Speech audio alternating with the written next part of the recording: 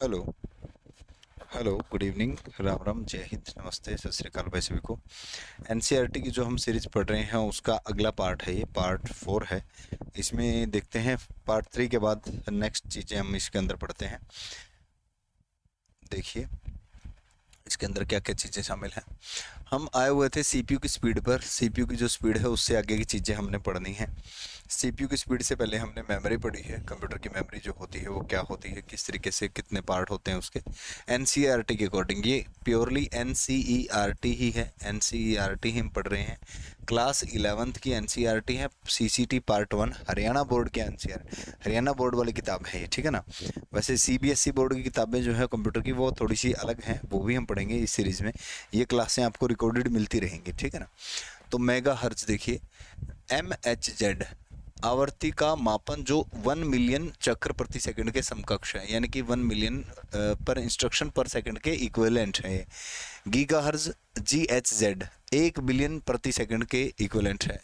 GHz जो है ये 1 मिलियन साइकिल पर सेकंड के इक्विवेलेंट है। 1 मिलियन साइकिल पर सेकंड के इक्विवेलेंट है क्या, GHz भाई। ये लेटेस्ट स्पीड है कंप्यूटर की। ये जनरली तौर पे, आम तौर पे ये स्पीड होती है।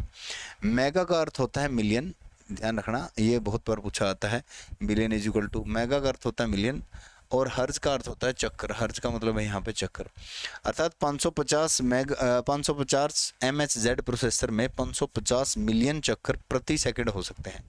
सामान्यतः क्लॉक स्पीड सिस्टम के परफॉर्मेंस का निर्धारण करती है। क्लॉक स्पीड ही बताती है कि सिस्टम की कितनी परफॉर्मेंस है। प्रौद्योगिकी उच्च ब्लॉक क्लॉक स्पीड की और प्रगति कर रही है। आजकल जो इंडस्ट्री है सारी की सारी उच्च सिस्टम क्लॉक की स्पीड जो है उसके साथ आई हुई है। नवीनतम प्रोसेसर गीगाहर्ट्ज यानी कि GHz अर्थात 1 बिलियन पर सेकंड, 1 बिलियन पर सेकंड का ऑपरेशन करते हैं। अर्थमेटिक लॉजिक यूनिट होती क्या है, वो प्रोसेसर के बारे में था। प्रोसेसर में अर्थमेटिक लॉजिक यूनिट होती क्या है, जैसा कि नाम से स्पष्ट है, ALU। इस पर उपलब्ध डेटा से अंकगणित और तार्किक यानी कि कंपैरिजन और आपका अर्थमेटिक, ALU द्वारा किए जाने वाले मूलभूत गणितीय कार्य हैं जोड़ना और घटाना। अधिक शक्तिशाली सीपीयू में अतिरिक्त गणितीय गणनाएं जैसे कि गुणा करना, भाग करना भी की जा सकती हैं। यह बड़ा है, बराबर है, कम है, दो संख्याओं में तुलना, जैसे ये सारी चीज़ें जो है किस में आ जाती हैं, कंपैरिजन में आ जाती हैं, यानी कि लॉजिक ऑपरेशन के अंदर आ जाते हैं। ये तो थे आपके अर्थमेटिक ऑपरेशन, और ये आपके कौन से ऑपरेशन आ गए, ये आपके लॉजिक ऑपरेशन आ गए भाई, ठीक है ना। इन प्रचालनों के अतिरिक्त कुछ प्रोसेसर उन प्रचालनों में भी सहायता करते हैं जो जांच करते हैं कि विशेष बिट्स ऑन है या ऑफ है, यानी कि बिट ऑन है या ऑफ है, इनमें भी क्या करते हैं, ये वर्क करते हैं भाई। देखिए नेक्स्ट, सॉरी, कंप्यूटर अपने प्रचालन में 1 सेकंड के एक भाग में करता है बढ़ता गति क्रम निम्न प्रकार से है। यानी कि ये जो मैं आपको पहले से ही करवाता हूँ already, deci centi milli micro nano pico, ये बढ़ती हुई स्पीड्स होती हैं इसमें। वैसे ही इसका क्रम दिया गया है, मिली माइक्रो नैनो पीको, इस तरीके से बढ़ते हुए क्रम में स्पीड दी गई है, यानी कि कम स्पीड, ज़्यादा स्पीड, ज़्यादा स्पीड, उससे ज़्यादा स्पीड। कंट्रोल यूनिट क्या होता है, ALU था प्रोसेसर का, यानी कि CPU के अंदर ALU पढ़ा हमने, उसके बाद अभी जो है कंट्रोल यूनिट है। कंट्रोल यूनिट क्या होता है, कंट्रोल यूनिट को CPU का मस्तिष्क माना जाता है, ठीक है ना। यह कंप्यूटर को इसके द्वारा डिकोड किए गए, यानी कि ये क्या काम करता है, डिकोड करता है। जैसे 3 ऑपरेशन नहीं होते, फैच होता है, फिर डिकोड होता है, फिर एग्जीक्यूट होता है, फिर स्टोर होता है। डिकोड किए गए निर्देशों के आधार पर नियंत्रित करता है किस प्रकार CPU के अन्य भागों और परिणामतः कंप्यूटर सिस्टम के शेष घटकों को व्यवस्थित रूप से कार्य करना चाहिए, यानी कि ये डिसाइड करता है कंप्यूटर की सिस्टम के शेष घटकों के साथ सामंजस्य बिठा के चलता है ताकि निर्देशों को सही प्रकार से क्रियान्वित किया जा सके, यानी कि जो भी इंस्ट्रक्शन आती हैं उनको सही तरीके से एग्जीक्यूट किया जा सके। फिर तीसरा पार्ट है CPU का अपना रजिस्टर। रजिस्टर क्या है, तीसरा पार्ट है अपना CPU का। तो रजिस्टर क्या होते हैं देख लेते हैं। रजिस्टर क्या कहते हैं, रजिस्टर क्या कहते हैं, रजिस्टर CPU के भीतर एक विशेष उच्च गति संचयन है, उच्च गति स्टोरेज क्षेत्र है। संपूर्ण डेटा को प्रोसेस करने से पहले पूर्व रजिस्टर में दर्शाया जाता है। यदि दो संख्याओं का गुणा किया जाना है तो दोनों संख्याओं को रजिस्टर में रखा जाएगा और परिणाम को भी रजिस्टर में रखा जाएगा। रजिस्टर में केवल मेमोरी के उस स्थान का पता होना चाहिए जहां पर डेटा स्टोर किया गया, यानी कि एड्रेस, मेमोरी एड्रेस, ना कि पूरा डेटा। रजिस्टर में केवल मेमोरी के उस स्थान का पता होना चाहिए जहां पे जो है डेटा स्टोर होता है। ठीक है, नेक्स्ट देखो, आउटपुट डिवाइस आ जाती है। इसके बाद क्या आ जाती है अपनी, इसके बाद अपनी आउटपुट डिवाइसेस आ जाती है भाई। तो आउटपुट डिवाइसेस कौन सी हैं देख लेते हैं। आउटपुट डिवाइसेस क्या कहते हैं? आउटपुट डिवाइसेस भाई, कंप्यूटर के आउटपुट डिवाइसेस का उपयोग इलेक्ट्रॉनिक रूप से और पेपर पर परिणाम दर्शाने के लिए किया जाता है। दो प्रकार से, एक इलेक्ट्रॉनिक रूप से और एक पेपर पर परिणाम दर्शाने के लिए यूज किया जाता है। सामान्य आउटपुट डिवाइसेस जो आसानी से समझी जा सके वाला आउटपुट है प्रिंटर और मॉनिटर। जो आसानी से समझ सकते हैं सामान्य आउटपुट है प्रिंटर है और अपना प्लूटर है भाई। प्रिंटर और प्लूटर दो चीजें हैं इसके अंदर।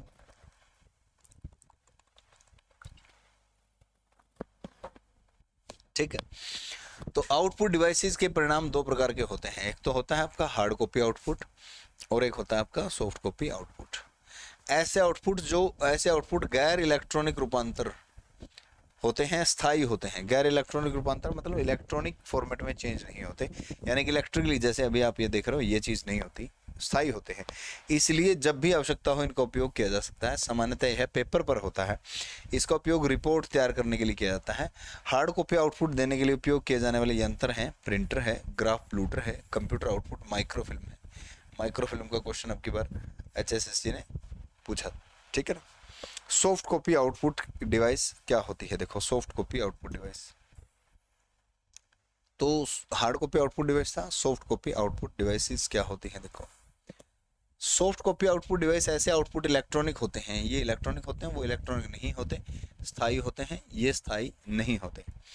और ये या तो स्क्रीन पर उपलब्ध होते हैं या फिर उनको किसी संचय नक्षत्र में डिजिटल रूप में संचित किया जाता है, या तो स्टोर किया जाता है या फिर वो डिस्प्ले होते हैं।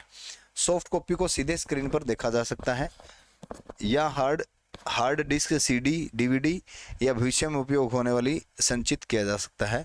भविष्य में उपयोग होने के लिए इनको स्टोर किया जा सकता है या हार्ड डिस्क में या CD ड्राइव में एटसेट्रा में इनको ले सकते हैं। अन्य आउटपुट डिवाइस जिनका विशेष प्रयोजनों हेतु उपयोग किया जाता है, प्रोजेक्टर है, साउंड कार्ड है, स्पीकर्स है, वीडियो कार्ड है। ये अन्य आउटपुट डिवाइसेस हैं भाई। हालांकि ये वीडियो कार्ड जो है और साउंड कार्ड जो है इनको हम एक्सपेंशन स्लॉट में भी ऑलरेडी पढ़ते हैं। एक्सपेंशन स्लॉट के अंदर ये चीज़ें लगती हैं। ठीक है, इनको हम इस चीज़ में भी पढ़ सकते हैं। प्रिंटर भाई, सबसे पहले प्रिंटर के बारे में। प्रिंटर क्या है? प्रिंटर एक आउटपुट डिवाइस है जो क्या काम करता है? देखो, प्रिंटर जो निशान यानी कि सिंबल, तस्वीर यानी कि इमेज, चिन्ह यानी कि सिंबल, निशान मार्क मतलब को पेपर पर मुद्रित करता है, पेपर पर प्रिंट करता है भाई। मुद्रण तकनीक के आधार पर प्रयुक्त किए जाने वाले प्रिंटर को इम्पैक्ट प्रिंटर और नॉन इम्पैक्ट प्रिंटर में वर्गीकृत किया जाता है। दो भागों में बांटा जाता है प्रिंटर को, इम्पैक्ट प्रिंटर और अपना नॉन इम्पैक्ट प्रिंटर। ठीक है, इम्पैक्ट प्रिंटर टाइपराइटर जैसे होते हैं, ध्यान रखना, इम्पैक्ट प्रिंटर टाइपराइटर जैसे होते हैं क्योंकि इनमें कोई निशान अथवा पैटर्न बनाने के लिए पेपर पर कार्बन अथवा फैब्रिक रिबन को दबाने हेतु जोर से दबाव दिया जाता है। यानी कि इनमें कोई भी निशान डालना हो, कोई भी मार्क डालना हो, कोई भी पैटर्न बनाना हो पेपर पर, तो इसमें क्या होता है, इसमें पेपर पर कार्बन और फैब्रिक रिबन को दबाने के लिए स्ट्राइकिंग पिन का प्रयोग किया जाता है, हैमर का प्रयोग किया जाता है, यानी कि जोर से दबाया जाता है। और उच्च रेजोल्यूशन आलेख प्रस्तुत करने में सक्षम नहीं होते, यानी कि हाई रेजोल्यूशन के लिए सुटेबल नहीं होते। कैरेक्टर प्रिंटर इसका टाइप है, इम्पैक्ट प्रिंटर का टाइप है कैरेक्टर प्रिंटर और लाइन प्रिंटर। दो प्रकार के होते हैं कैरेक्टर प्रिंटर, दो प्रकार के, डेजी व्हील प्रिंटर और dot matrix printer. Line printer दो प्रकार के, चेन प्रिंटर और आपका ड्रम प्रिंटर। ठीक है ना। सर्वाधिक जाने वाले इम्पैक्ट प्रिंटर हैं ये जो अभी लिखे हैं, सर्वाधिक जाने वाले इम्पैक्ट प्रिंटर हैं। इम्पैक्ट प्रिंटरों में लाइन प्रिंटर एक बार में एक लाइन प्रिंट करता है। इम्पैक्ट प्रिंटर एक बार में एक लाइन प्रिंट करता है और ये प्रिंटर अत्यधिक तीव्र होते हैं। इम्पैक्ट प्रिंटर कार्बन कॉपी के लिए सबसे अधिक उपयुक्त है। इम्पैक्ट प्रिंटर जो है कार्बन कॉपी के लिए सर्वाधिक उपयुक्त होता है भाई। कौन सा प्रिंटर? Impact printer. हालांकि इम्पैक्ट प्रिंटर में डॉट मैट्रिक्स प्रिंटर है और डॉट मैट्रिक्स प्रिंटर में जो कैरेक्टर प्रिंटर है उनकी स्पीड CPS में मापी जाती है, CPS में, लेकिन इन्होंने कॉमन करके दे दी सारी चीज़ें। ठीक है ना। इन्होंने इम्पैक्ट प्रिंटर दे दिया सारा का सारा इम्पैक्ट प्रिंटर। लाइन प्रिंटर एक बार में एक लाइन प्रिंट करता है। लाइन प्रिंटर की बता दिया लेकिन कैरेक्टर की नहीं बताया, ठीक है ना। इम्पैक्ट प्रिंटर में कार्बन कॉपी के लिए सर्वाधिक उपयुक्त होते हैं कौन से प्रिंटर होते हैं? डॉट मैट्रिक्स प्रिंटर होते हैं। कौन से होते हैं? डॉट मैट्रिक्स प्रिंटर होते हैं। तो डॉट मैट्रिक्स प्रिंटर ये वाला होता है भाई। डॉट मैट्रिक्स प्रिंटर जो है प्रिंट हेड होता है, इनमें छोटी छोटी पिन होती हैं जो निशान अथवा तस्वीर क्रिएट करने के काम आती है। पेपर पर जोर से दबाव डालती हैं और इमेज जो है इनमें क्रिएट होती है भाई। नेक्स्ट पेज पे आ जाते हैं। ये क्या कह रहा है? ये कह रहा है कि प्रिंटरों की तुलना में अधिक किफ़ायती होते हैं। कौन से प्रिंटर की बात कर रहा है? अभी डॉट मैट्रिक्स प्रिंटर की बात कर रहा है। किसकी? डॉट मैट्रिक्स प्रिंटर की बात कर रहा है। इनकी प्रचलन लागत न्यूनतम होती है। इन प्रिंटरों का उपयोग नहीं किया जाता आमतौर पर, लेकिन जहां पर इनवॉइस और डिलीवरी नोट की कॉपी तैयार की जाती है, गुणवत्ता अधिक महत्व नहीं रखती, वहां पर अभी भी इनका उपयोग किया जाता है। बात किसकी हो रही है? डॉट मैट्रिक्स प्रिंटर की हो रही है। किसकी? डॉट मैट्रिक्स प्रिंटर की बात हो रही है। फायदे क्या है? अब डॉट मैट्रिक्स प्रिंटर का मुख्य लाभ यह है कि इनमें कार्बन कॉपी तैयार की जा सकती है। मेन बेनिफिट है। प्रिंट आउट की बहुत सारी प्रतियां प्राप्त करने का सस्ता और विश्वसनीय तरीका है। अन्य फायदे क्या है? प्रिंट आउट की लागत कम है, अनुरक्षण और प्रचालन लागत कम है, यानी कि इनका जो मेंटेनेंस है वो भी आपका कम ही होता है, ठीक है। इसके बाद है हानियां क्या है, यानी कि इनके नुकसान क्या है। डॉट मैट्रिक्स प्रिंटर ज़्यादा नॉइज करते हैं, धीमी गति के होते हैं, आउटपुट निम्न रेजोल्यूशन का होता है, गुणवत्ता सही नहीं होती। इसके बाद आते हैं आपके नॉन इम्पैक्ट प्रिंटर। ये तो थे आपके इम्पैक्ट प्रिंटर, अब आते हैं आपके नॉन इम्पैक्ट प्रिंटर भाई। तो नॉन इम्पैक्ट प्रिंटर कौन से प्रिंटर होते हैं? इम्पैक्ट प्रिंटर की कमी थी जो उनको दूर करके ये प्रिंटर लेकर आए। ये प्रिंटर प्रिंट हेड से दबाव डाले बगैर निशान अथवा चिन्ह बना लेते हैं, कोई मार्क कोई भी सिंबल बना लेते हैं प्रिंट हेड पर दबाव डाले बगैर। इनमें मुद्रित आउटपुट हेतु thermal, electrostatic, chemical, inkjet industry का उपयोग होता है। इंकजेट इत्यादि का चीज़ का प्रयोग होता है। किस चीज़ का प्रयोग होता है? इलेक्ट्रोस्टैटिक, केमिकल एंड इंकजेट का प्रयोग इसके अंदर होता है। इनका प्रचलन तीव्र और शोर रहित होता है। ये फास्ट होते हैं और नॉइज लेस होते हैं, यानी कि नॉइज नहीं करते। इंकजेट प्रिंटर और लेज़र प्रिंटर इसके टाइप हैं। सामान्य तौर पर प्रचलित नॉन इम्पैक्ट प्रिंटर हैं। ये प्रिंटर दो श्रेणियों में बांटे गए, जिनमें एक ही रंग काला आउटपुट प्राप्त होता है, जिनसे रंगीन आउटपुट होता है। ये प्रिंटर दो श्रेणियों में बांटे गए हैं। एक तो हो सकता है जिनमें एक ही रंग प्राप्त हो, जैसे कि काला आउटपुट प्राप्त हुआ, दूसरा जिनसे रंगीन आउटपुट प्राप्त हुआ। प्रिंटिंग इंडस्ट्री में उन्नति के साथ साथ इन प्रिंटरों की गुणवत्ता और गति दिन ब दिन बढ़ती जा रही है, मूल्य कम होते जा रहे हैं। रंगीन प्रिंटरों का घरों ऑफिसों में एक सामान्य उपयोग हो रहा है। रंगीन प्रिंटरों का आमतौर पर घरों में या ऑफिसों में प्रयोग हो रहा है रंगीन प्रिंटर का। इंकजेट प्रिंटर क्या कहता है? इंकजेट प्रिंटर इम्पैक्ट प्रिंटर का पहला टाइप, ये आपका क्या है? इंकजेट प्रिंटर है। इंकजेट प्रिंटर में तरल स्याही, लिक्विड इंक प्रौद्योगिकी का उपयोग होता है। प्रिंटर तुलनात्मक रूप से कम दाम पर उपलब्ध होते हैं, सस्ते होते हैं भाई। अच्छी गुणवत्ता वाले प्रिंट देते हैं। इन प्रिंटरों की परिचालन लागत बहुत अधिक होती है, इसलिए अत्यधिक मात्रा में प्रिंट लेने के लिए इन्हें प्राथमिकता नहीं देते। ज़्यादा मात्रा में प्रिंट लेना हो तो इनको नहीं प्राथमिकता दी जाती भाई। ये प्रिंटर मुद्रण प्रचालन के दौरान अपेक्षाकृत शोर रहित होते हैं, यानी कि नॉइज लेस होते हैं, नॉइज नहीं करते भाई। फायदे क्या है? इंकजेट प्रिंटर विशेषता रंगीन की आवश्यकता हो तो खरीदना अपेक्षाकृत महंगा नहीं है, रंगीन की आवश्यकता हो तो। इंकजेट प्रिंटर अन्य प्रिंटर की तुलना में हल्के होते हैं, इनको पोर्ट किया जा सकता है, एक बक्से में डालकर इधर उधर ले जाया जा सकता है आसानी से। किनको? इंकजेट प्रिंटर को भाई। इंकजेट प्रिंटर के बाद किस चीज़ की बात आती है? हानि क्या है इंकजेट प्रिंटर की? लेजर प्रिंटर से तो धीमी गति होती है लेजर प्रिंटर से। लंबे समय के लिए उपयोग ना किया जाए तो कार्ट्रिज जल्द सूख जाती है। बिल्कुल, लंबे समय तक उपयोग किया जाए तो इनकी कार्ट्रिज जो है जल्द सूख जाती है भाई। रंगीन कार्ट्रिज तुलनात्मक रूप से महंगी भी होती है, ठीक है ना, महंगी भी होती है भाई। जो कार्ट्रिज होती है इसकी रंगीन कार्ट्रिज, ये महंगी होती है। फिर आता है लेज़र प्रिंटर। आपका क्या आता है? लेज़र प्रिंटर आता है भाई। लेज़र प्रिंटर, ध्यान रखने वाली बात है यहाँ पर क्या दिया है? 6 से 12 पेज प्रति मिनट की औसत गति में उच्च गुणवत्ता वाले पेपर प्रिंटर देता है। तो यानी कि 6 से 12 पेज प्रति मिनट प्रिंट करता है। पीपीएम में इसकी स्पीड मापी जाती है, पीपीएम। यानी कि एचएसएससी जो पूछ रही है वो एनसीईआरटी में बिल्कुल भी दी गई चीज़ें नहीं है। एनसीईआरटी में तो एनसीईआरटी का तो दूर दूर तक वास्ता नहीं है उन चीज़ों से। भाई लाइन प्रिंटर की स्पीड पूछी थी, एनसीईआरटी ने लाइन प्रिंटर की स्पीड नहीं दी, ठीक है ना। कैरेक्टर प्रिंटर की स्पीड पूछे, कैरेक्टर प्रिंटर का यही नहीं बताया कि उसकी स्पीड सीपीएस में मापी जाती है एनसीईआरटी ने, है ना। और इसकी स्पीड पेज प्रति मिनट तो बताया, लेकिन 6 से 12 बताया। अगर आपको मिलेगी तो वो 10 से 50 की स्पीड लगभग आपको हो सकता है मिले, ठीक है ना। इसमें लगभग शोर नहीं होता। और सूखी मैग्नेटिक इंक का इसके अंदर प्रयोग होता है। सूखी magnetic ink, dry ink, magnetic ink का इसके अंदर प्रयोग होता है। कौन से प्रिंटर के अंदर? लेज़र प्रिंटर की बात कर रहा हूँ मैं।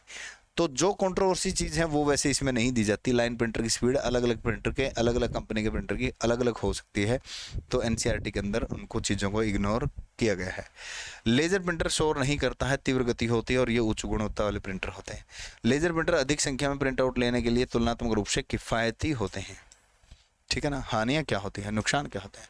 लेज़र प्रिंटर की आरंभिक लागत तुलनात्मक रूप से अधिक होती है। लेज़र प्रिंटर का आकार तुलनात्मक रूप से बड़ा होता है। इन प्रिंटरों की मरम्मत लागत, कार्ट्रिज सामान्यतः महंगे होते हैं। ये डायरेक्ट रूप में एक छोटा सा मतलब इनका कंपैरिजन करके दे दिया है इम्पैक्ट प्रिंटर का और नॉन इम्पैक्ट प्रिंटर का। ये टाइपराइटर की तरह काम करते हैं। स्ट्राइकिंग होती है, हैमरिंग इसके अंदर होती है, एक्शन का प्रयोग होता है। काले रंग और एक ही रंग में प्रिंट करते हैं, शोर करते हैं, उच्च रेजोल्यूशन इनकी ग्राफिक उत्पन्न नहीं कर सकते। एग्जांपल है dot matrix printer, character printer, line printer. और non impact printer thermal, electrostatic, chemical, inkjet technology का प्रयोग करते हैं। एक रंग में या बहुत सारे रंगों में आउटपुट दे सकते हैं, शोर नहीं करते, रेजोल्यूशन हाई होता है। एग्जाम्पल है इंकजेट, लेजर प्रिंटर और प्लॉटर इसके एग्जाम्पल है।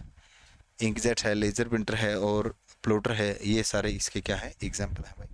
इससे अगले पेज पर आ जाते हैं। 49 पेज जो है हम पढ़ चुके हैं इस एनसीईआरटी के। ये 50वां पेज है जो हम पढ़ रहे हैं। ये 50वां पेज है भाई जो हम अभी पढ़ रहे हैं। तो प्लॉटर की बात आती है, किस चीज़ की बात आती है? फ्लैट बेड प्लॉटर है ये। प्लॉटर की बात आती है। प्लॉटर जिसे ग्राफ प्लॉटर भी कहा जाता है, एक आउटपुट डिवाइस है जो पेपर पर उच्च गुणवत्ता के चित्र बनाता है। उच्च गुणवत्ता, हाई क्वालिटी होता है। पेपर पर रेखाएं बनाने के लिए रंगीन पेनों का इस्तेमाल होता है। पूछा गया था पेनों का इस्तेमाल करने वाली डिवाइस, जो रंगीन पेनों का इस्तेमाल करती है वो डिवाइस कौन सी है? जो प्लॉटर में स्थित होते हैं। कुछ प्लॉटर में समतल क्षेत्र प्लॉटर बेस होता है जिस पर पेपर रखा जाता है, इन्हें फ्लैट बेड प्लॉटर भी कहा जाता है। इनमें समतल क्षेत्र होता है जिन्हें फ्लैट बेड प्लॉटर कहा जाता है। एक अन्य प्रकार का प्लॉटर भी होता है जिसे रोलर प्लॉटर कहा जाता है। यानी कि प्लॉटर दो प्रकार के कह दिए इसने, एक फ्लैट बेड, एक रोलर प्लॉटर, जिसमें पेपर के एक बड़े रोल का उपयोग किया जाता है जो रोलर पर लगा हुआ होता है। सामान्यतः प्लॉटर से बहुत बड़े आकार की पेपर शीट पर प्रिंट लिया जा सकता है। सामान्यतः प्लॉटर से क्या किया जाता है? बड़े आकार की पेपर शीट पर प्रिंट लिया जा सकता है, लेकिन इसकी गति प्रिंटर से कम होती है। इंपॉर्टेंट बात है, इसकी गति प्रिंटर से कम होती है।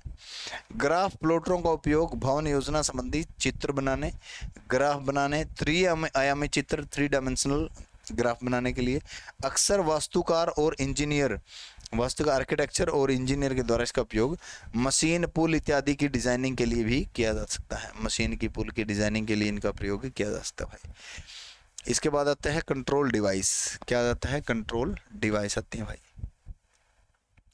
कंट्रोल डिवाइस क्या कह रहा है? इसके बाद आ रहा है आपका कंट्रोल डिवाइस। कंट्रोल डिवाइस है, लाइट्स हैं, बजर्स है, रोबोटिक आर्म्स हैं, मोटर्स है इत्यादि। ये आउटपुट डिवाइसेस हैं। जैसे लाइट है आपकी, जो लाइट होती हैं, क्या बोलते हैं उसको, ट्रैफिक लाइट, ये उन्हीं में शामिल है ये सारी चीज़ें। देखिए, light, buzzers, robotic arms, Motors. Output उत्पन्न करने के लिए कंप्यूटर से कई अन्य यंत्र जुड़े होते हैं। आउटपुट प्रोड्यूस करने के लिए और भी बहुत सारी चीज़ें कंप्यूटर से जुड़ी होती हैं। तो कौन सी जुड़ी होती हैं? शायद यहाँ से थोड़ा सा कम दिखाई दे रहा है, थोड़ा सा मैं इसको मिनिमाइज कर लेता हूँ। हाँ, अब ठीक, अब ओके है। देखिए, तो कंप्यूटर से जुड़े कई अन्य यंत्र जुड़े होते हैं। उदाहरण के लिए कंप्यूटर से लाइट जोड़ी जा सकती है, इलेक्ट्रॉनिक सिग्नल प्रोड्यूस करेगी जो इन्हें स्विच ऑन ऑफ करने का पता लगेगा। ध्वनि के लिए बजर्स का प्रयोग किया जा सकता है क्योंकि कंप्यूटर उन्हें ऑन ऑफ करने के लिए इलेक्ट्रिक सिग्नल देगा। कंप्यूटर मोटर द्वारा प्रचलित प्रकार के यंत्रों को नियंत्रित कर सकता है। रोबोटिक आर्म जैसे यंत्र उदाहरण है इसका उदाहरण है, एग्जाम्पल है, जिनकी गतिविधियां कंप्यूटर द्वारा नियंत्रित की जाती हैं, ये वाला रोबोटिक, इसकी गतिविधि कंप्यूटर के द्वारा नियंत्रित की जाती है। जब एक आउटपुट डिवाइस किसी चीज़ को हिलाती है, आउटपुट डिवाइस किसी चीज़ को हिलाती है तो इसे एक्चुएटर कहा जाता है। क्या कहा जाता है? एक्चुएटर कहा जाता है भाई। जब कंप्यूटर की आउटपुट डिवाइस किसी चीज़ को हिलाती है, ये वाली आउटपुट डिवाइस है, ये किसी चीज़ को हिलाती है तो एक्चुएटर कहा जाता है। ट्रैफिक लाइट, बजर्स, मोटर जैसे कंट्रोल डिवाइस का उपयोग तब किया जाता है जब कंप्यूटर द्वारा स्थिति पर नियंत्रित किया जा रहा हो, जैसे कि ट्रैफिक लाइट्स का विनियमन या कार एकत्रण करना, यानी कि ट्रैफिक को एक साइड में करना कि इस साइड का ट्रैफिक चला जाए या उस साइड का ट्रैफिक चला जाए, तब इनका प्रयोग किया जाता है भाई। ठीक है, ये 50 पेज हम NCERT के पढ़ चुके हैं भाई। 50 page we have studied, we have read. Next आ जाइए, आगे आता है सॉफ्ट कॉपी आउटपुट डिवाइस भाई। सॉफ्ट कॉपी, तो सॉफ्ट कॉपी आउटपुट डिवाइस के बारे में NCERT क्या कहती है, ये अभी हम पढ़ने वाले हैं। सॉफ्ट कॉपी आउटपुट डिवाइस भाई।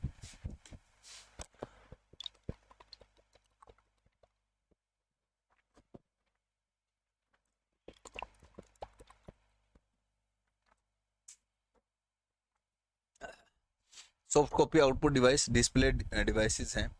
टर्मिनल्स, सबसे पहले टर्मिनल क्या होता है? टर्मिनल एक डिस्प्ले डिवाइस है जिसका उपयोग दूरस्थ स्थान से ऑनलाइन डेटा प्रविष्ट तथा डेटा पुनः प्राप्ति के लिए किया जाता है। या तो डेटा एंट्री दूर बैठे या डेटा रिसीव करने के लिए प्रयोग किया जाता है टर्मिनल का। प्रोसेसिंग क्षमता के आधार पर टर्मिनल को इंटेलिजेंट और डम टर्मिनल के भागों में बांटा जाता है। यानी प्रोसेसिंग क्षमता के आधार पर दो प्रकार के होते हैं, एक इंटेलिजेंट होता है, एक डम टर्मिनल होता है। इंटेलिजेंट टर्मिनल से तात्पर्य क्या है?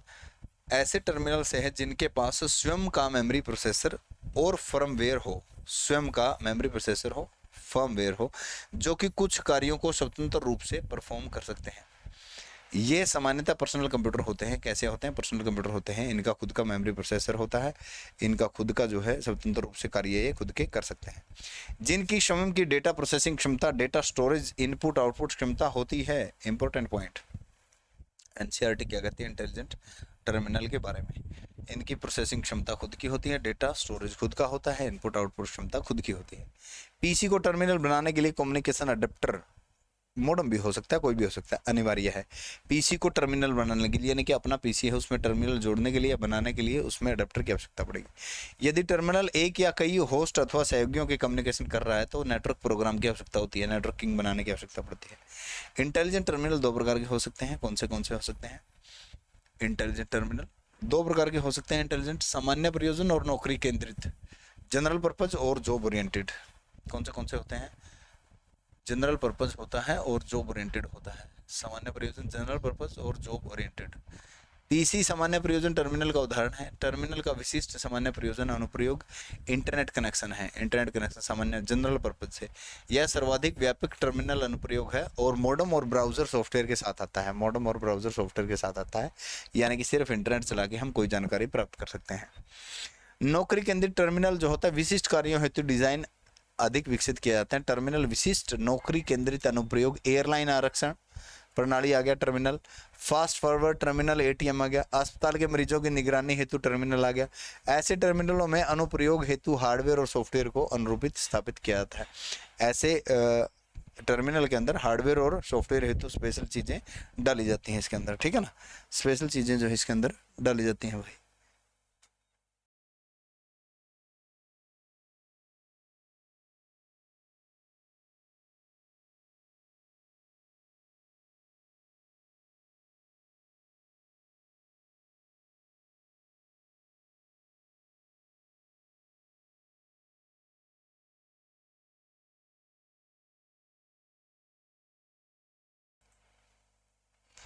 ठीक है, डम टर्मिनल क्या होते हैं? इसके बाद है डम टर्मिनल। तो डम टर्मिनल क्या होते हैं? जस्ट तो डम टर्मिनल जो है डेटा एंट्री और मुख्य कंप्यूटर से आउटपुट प्राप्त करने के लिए होते हैं।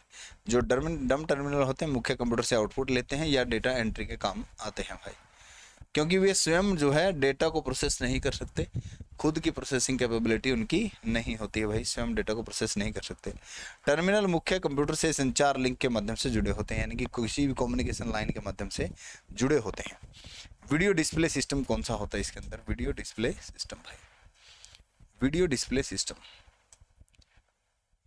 वीडियो डिस्प्ले सिस्टम प्रयोक्ता और कंप्यूटर के बीच में दृश्य संपर्क स्थापित करता है।